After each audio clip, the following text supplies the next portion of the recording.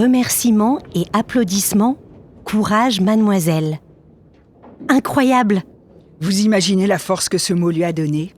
Désormais, pour Marguerite, la question est comment se lancer dans la carrière littéraire quand on est femme et provinciale en 1875 ?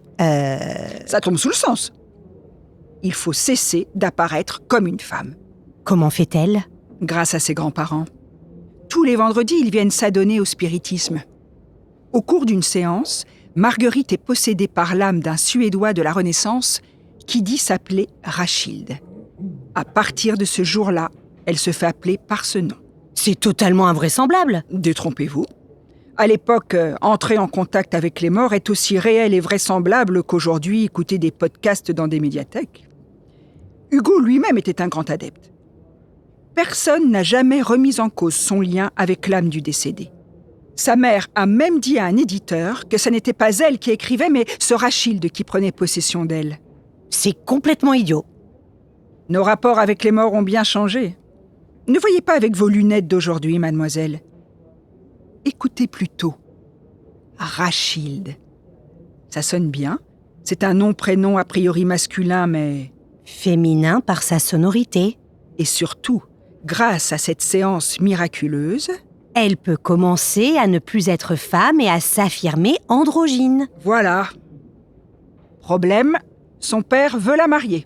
Elle refuse et se jette dans le fameux étang noir de la propriété. Sérieux ? Ne doutez jamais de sa détermination, mademoiselle, jamais.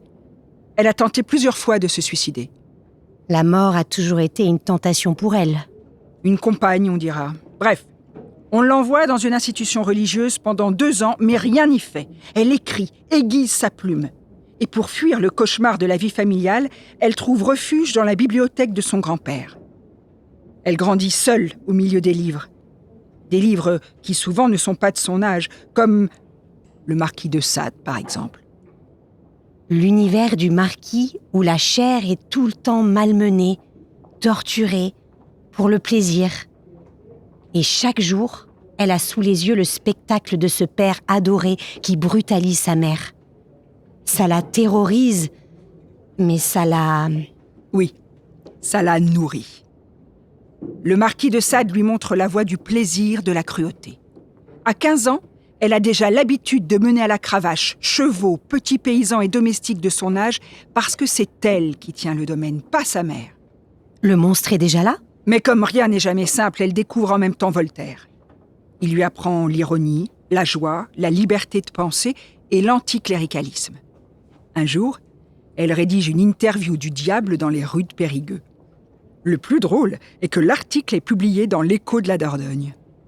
Encore un paradoxe. Une punk qui veut faire oublier sa condition de jeune fille de la bourgeoisie. Anticonformiste, elle le sera toujours. Quoi qu'il en soit, à 17 ans, elle publie déjà dans la presse régionale. Il ne lui reste qu'une dernière étape. Monter à Paris, où elle pourra définitivement devenir écrivain. Sa mère va l'aider. Obligée d'admettre que sa fille a du talent, elle lui propose de s'installer à Paris avec elle. Elle n'est donc pas si horrible, cette mère. Ne vous méprenez pas, mademoiselle. Sa fille lui a surtout permis d'échapper à ce trou perdu et à ce mariage apocalyptique. Mais effectivement, avec son entre-gens, sa mère lui ouvre les portes des salons littéraires parisiens et la fait embaucher dans un magazine féminin. Paris transforme le vilain petit canard boiteux en cygne. Rachilde rencontre à la fois le quartier latin et accès au salon de Camille Flammarion. Elle fréquente des artistes miséreux et Sarah Bernard, l'une des seules femmes de Paris à porter pantalon. Rachilde a 20 ans. Elle commence à être publiée, mais n'oublie pas de couper ses cheveux et de demander au préfet de pouvoir s'habiller en homme. Ce patronyme Rachilde, plus qu'un nom de plume, devient le symbole d'une véritable transformation. Elle s'affirme gynandre. Pas si vite. Elle s'est toujours revendiquée androgyne, un terme que les décadents utilisaient. Mais son désir profond est d'être ni femme ni homme, juste artiste. En ça, elle est très moderne. Elle ne veut pas écrire comme un homme ou comme une femme, mais comme un auteur. Les deux sexes ne font qu'un pour l'être qui écrit, avait dit George Sand. Et sur ses traces, à 24 ans, elle publie Monsieur Vénus.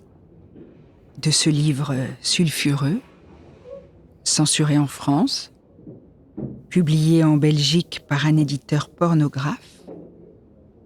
On va en parler ailleurs, à l'écart, Où ça? juste derrière vous, dans les fauteuils, à côté de la fenêtre. Venez, je ne vais pas vous manger.